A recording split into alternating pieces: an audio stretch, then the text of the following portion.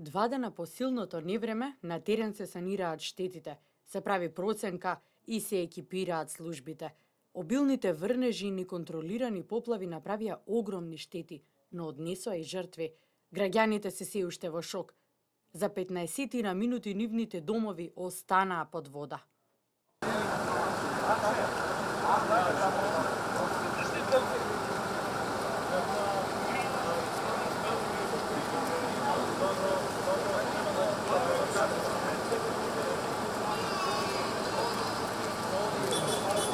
Овдека беше страшно. Овде беше страшно да се волели и на терасата да не влезе. Тука го префрли преку жицата навака и нема кај да оди преку тераса и овде. Ка влезе преку ова се наполни. Префрли од жица преку терасата и ние немаше што да правиме, избегавме горе, што е бушна на тој удави. Ќе се удавиме како.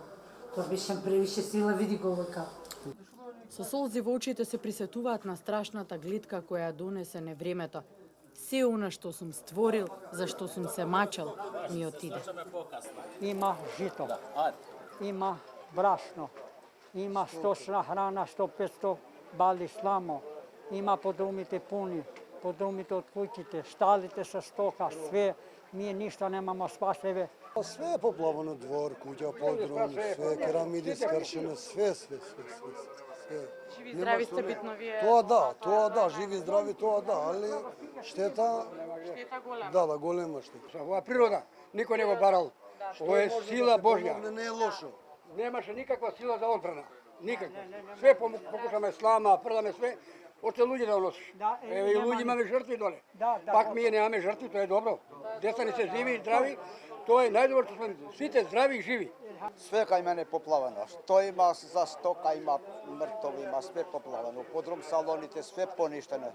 До крај. Што беше храна за зима, све поништено.